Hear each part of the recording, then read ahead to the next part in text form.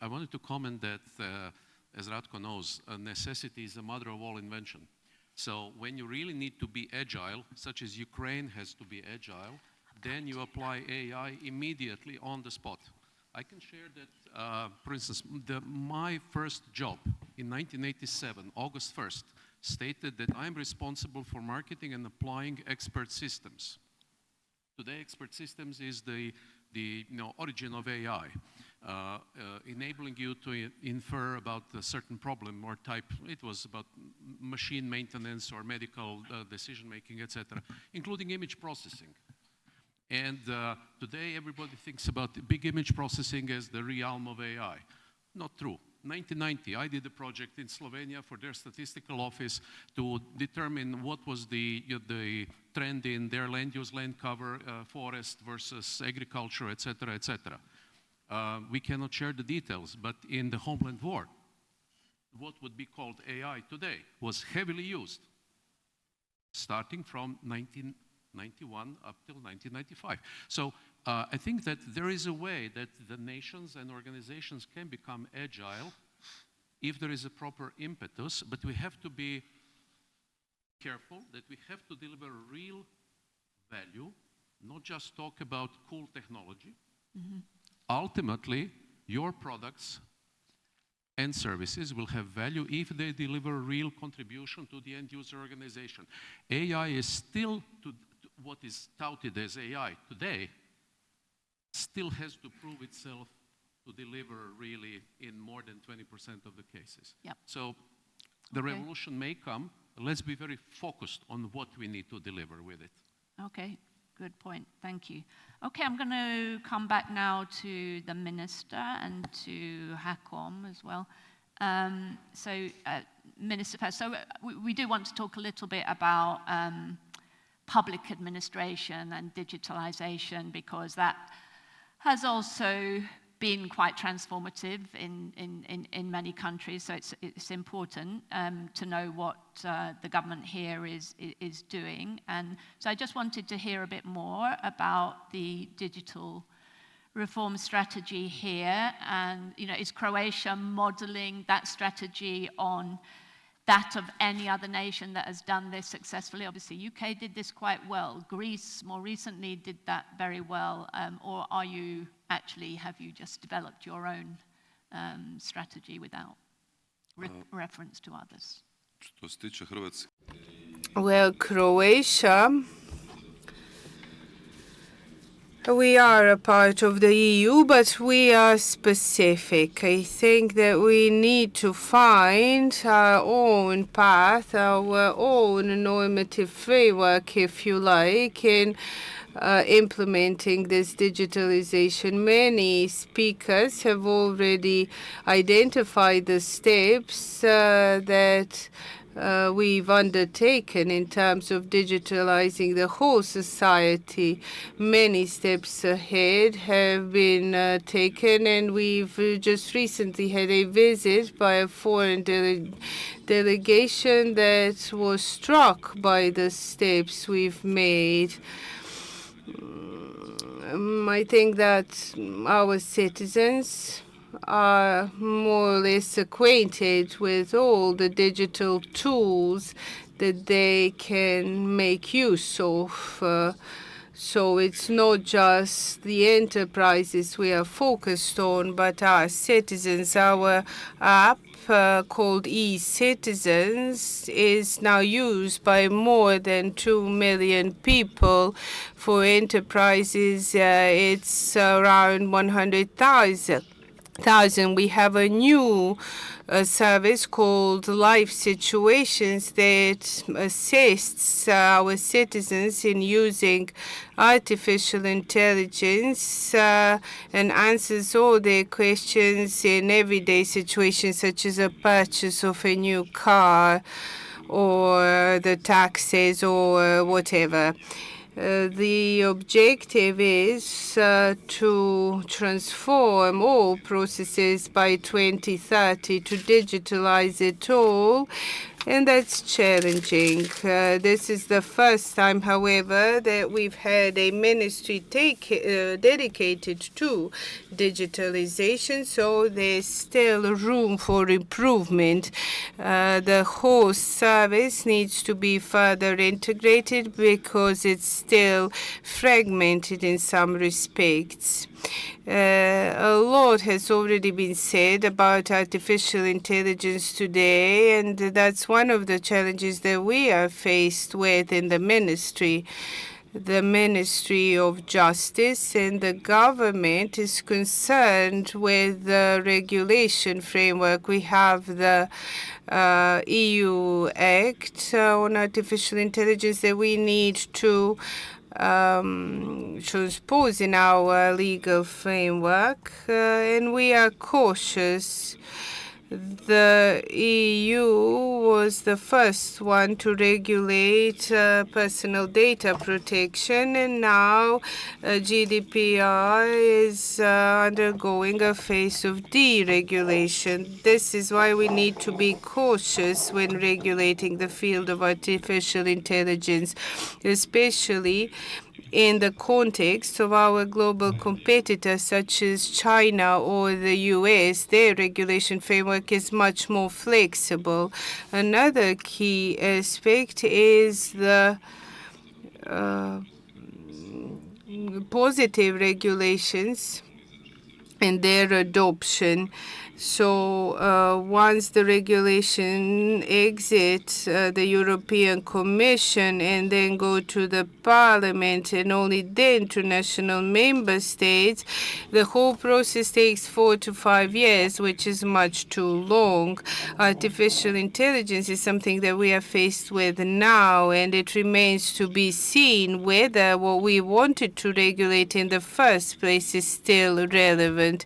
These are the challenges we'll have to face in the near future.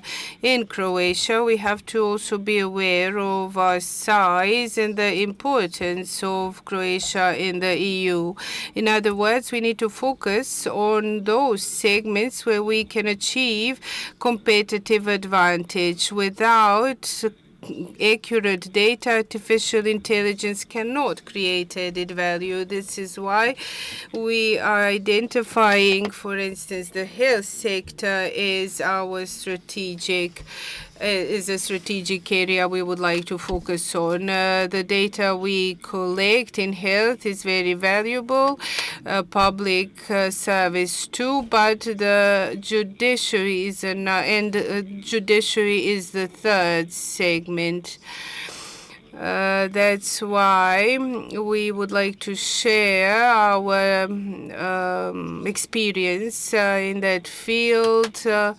Predictable justice is one of those projects where we can assist the judicial officials in their daily work.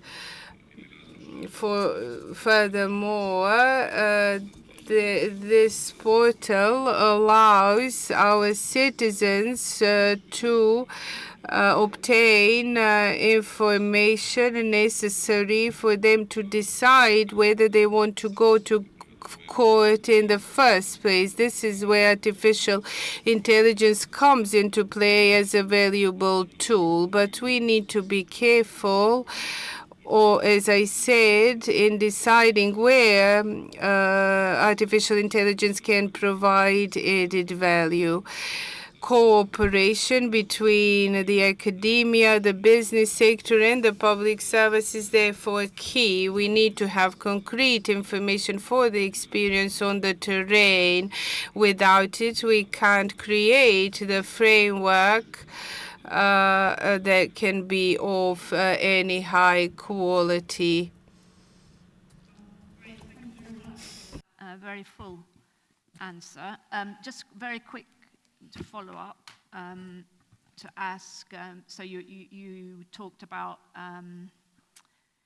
digitizing all processes by 2030. I assume you mean government services by that. So I just to get some idea of the kind of timeline of where you are now. I mean, has the government done a kind of audit of how many government services at the moment have been digitized, and you have a kind of clear then timeline and path to do the rest by this deadline? Of course. It's a challenging task, but if we compare the data with other member states in terms of digital competencies and digital competencies of our officials, we are above the average of the EU. This makes us very content with where we're at currently. Training is crucial for all the staff working on it. And what's key here is intersectoral cooperation. The Ministry of Judiciary is the central point that needs to increase the awareness about digital competencies, and also it's the key point in strengthening interoperability. We have the central point in the government, which is the basis of the digital transformation. It's called the National Cloud, and this is where all the bodies in public administration can share the data. In other words, it's no longer necessary to come physically to every office, and if you lack a document, not to be able to complete the process. Now you have it all in the cloud, and once this input has been made, it's available to all the interested parties. Creating further infrastructure is important for raising awareness in the whole, overall in public administration. Without it, we can't expect to have any synergy. For that, so let's come back to regulatory authority. Just like you to, reflect on anything that you've heard from our business panelists, and just to hear actually a bit more from you about what you think the kind of key issues are and what your priorities are for 2026 and beyond. Yeah, well, it's a little bit of building up on what Adrian... And just to say, sorry, not to interrupt, we've got about less than 10 minutes left. So, and I do want to come back to the other speakers as well. So, yeah. Okay, I'll try to be extremely quick. So, for us, the priorities for the next years, I would say, probably the first priority is security and resilience of networks. And when we speak about the regulation, that is an area where I think that we still need a very strict regulation, because connectivity is rather good in EU, as we have heard. It's better actually than in US, but those networks are also interconnected, and I think we should all follow same rules and think about resilience, but not collecting tons of papers showing that we are good in resilience, but trying to simulate cases and to check whether they are really resilient or not. So another area for us is data and AI and cloud. It is changing the way how networks function. What we knew as the network's elements are now pieces of software running somewhere in the cloud. And we need to adjust the regulation to that, having in mind some horizontal rules like GDPR. I'm also in favor of relaxing it, especially because it now prevents us allowing some very good services for citizens, actually. For example, the fight against spam. Because when you are clicking a link to a malicious site or to malicious software, it's a content. You cannot see by just having the secure network that the content of the message is wrong. So you need to check the message itself. But if it's done by an automated system, if it's deleted 7 days after it's being done, if those data are secure, then we are on the safe ground. And then it's how to really enable that this data is secure. So as a regulator, I have to say our competencies are widening every day. So we are also a digital services coordinator. We have to look into interoperability. It's also something that the EU introduced in a recent period, interoperability of data, interoperability of cloud services. And there will be more tasks, so we have to stay ready.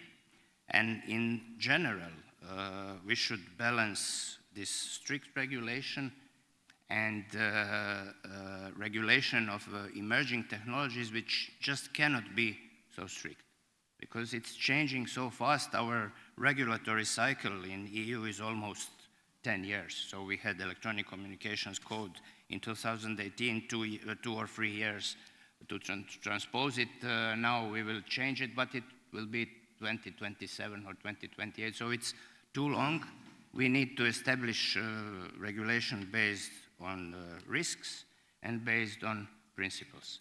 And then we need some changes also in the legal system, because otherwise it will not pass the courts later. Great, thank you very much indeed for that. So we've only got about 4 minutes left. So that's a challenge of a big panel. That's okay. So I want very short answers now to this question. And really it's the same question, I guess, I'm going to pose to all of you. David, if you don't mind, I'll come back to you at the end. So the question is, you know, we've heard a lot about how Croatia's, you know, in quite a good position, how AI digitization is just reshaping how countries operate, innovate, grow. And so the question is, how can Croatia position itself as a leader in this transformation, not in this region, and even, you know, more ambitiously beyond in, you know, wider Europe and globally? So first, Andrea, and you have to keep the answers short, all of you. I'm sorry, I know it's a challenge. So I think today the biggest challenge is fragmentation. It was discussed already before. So we have 27 digital islands, and we need somehow to make sure that we connect those things together. Registries, agencies, ministries work in silos at this moment. So we do have legacy files, we do have paper, we do have a lot of information that is still there. There's 2 examples. One is, for example, the medical record. I have an electronic patient record in Cyprus, but 40 years are not in that record. So we need AI to help us extract some data, to update that file and make sure that that is updated and we have the most relevant data. Second, another example is e-prescription. I think Croatia is one of the countries that is in this e-prescription mode, where you can go across other countries and get your medication issued at home. That's not AI, that's interoperability. So my point here is that sometimes you can use AI to do some things, but some things, by just connecting things together that already exist, you can have tangible and much faster results with much less cost and investment and time. So I think this is where Croatia is already doing, and I think that's a great example of how we can, you know, accelerate those type of... Thank you very much. Ivana, I'm going to come back to you in a second. Just Boran and Adrian and Ratko, you've all in different ways kind of said some of this already about how Croatia can, you know, what lessons Croatia can have for others, but just some quick final comments on this question of what role Croatia can play. I must say, as a representative of this digital industry, I was highly encouraged that the Prime Minister said that one of the 3 key objectives is to continue digitization, which I hope also means supporting Croatian exports in that size, in that sense. And I think it's a great thing to even have the Prime Minister say demographics, energy, and digital. Okay, great, thanks. Adrian? Yeah, just shortly. I think, we have to admit that we are now in big transition. There is new technology coming. Is it industrial revolution or not? And I think Croatia has to aim high. We are kind of very satisfied where we are aiming for a mid of Europe. And Europe is behind. And when we are looking for sports teams, we are unsatisfied if we don't get a medal on a world championship in, I don't know, soccer, tennis, or handball, or whatever. So I think, we need to aim high. We need to decide a couple of things we as a small country can go in and try to be well best, because we have capability and everything, but we shouldn't get handcuffs on our hands and blind and then fight with the rest of the world. Unleash the potential, with not fully regulate, and I think right push in the right segments. We cannot make it all. We are a small country, but a couple of segments I'm very sure that we can unleash and really transform and do well. Thank you. Ratko, final point? Yeah, so I think every country wants to be a digital leader, right? I mean, we had these discussions from Norway down to Nigeria in South Africa, like every single one. Yet I didn't have a meeting where the country is saying like we want to be a second or third or whatever, right? So now the difference is not about what. I think that part is visible.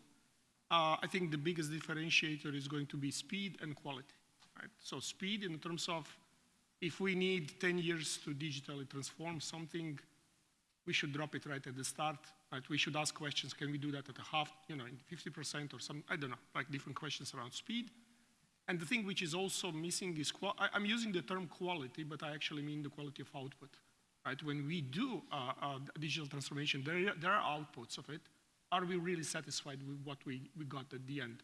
For two reasons. First of all, a lot of things changed in the meantime, and the second one, technology also changed in the meantime. So it's a continuous process, right? So there's like two things that I would look at. Great, thank you. Ivana, now coming back to you, because you obviously were emphasizing very much the human dimension in all of this. I just want to ask you, because I'm sure your intention was to be anyway balanced in what you were saying, but it's good to have that emphasis on the human dimension in this discussion. So in what way will this whole tech, digital revolution, AI enhance your ability of humans in working in your sector to deliver for consumers? Because presumably the roles will change. Yes. Tech has two major impacts on the Croatian Post. First, with respect to the processes, in-house processes, but the very important one is to the consumer's experience with our service. So if you enable a consumer to do everything via, for example, internet, to track its parcel, to get additional information about date, time, and so on and so forth, the more the consumer will be happy. But one thing I wanted to say in the context of government digitalization, what we are working on, and I think it's very important, we have more than 1,000 postal offices throughout the country, and we will, in the cooperation, of course, with the government, enable that those offices can deliver documents which otherwise the people would have to go to the major cities. We will enable our post offices to deliver those public services at home. So. Excellent, thank you. Finally, just coming back to, I guess, the kind of consultant perspective, and you had this broader perspective at the beginning, David. Just, you've heard all this, any final reflection from you, just very, very briefly about, are you encouraged by what you've heard here about Croatia and its ability to actually lead the way in some respects in the region and the wider region? Yes, definitely, I am. And if you ask for advice, what would be the next step? I would simply say, become the new Estland. Like everyone is just, when you ask how do we digitize public service, everyone is saying, look for Estland. Which rightfully so, they are doing a good job.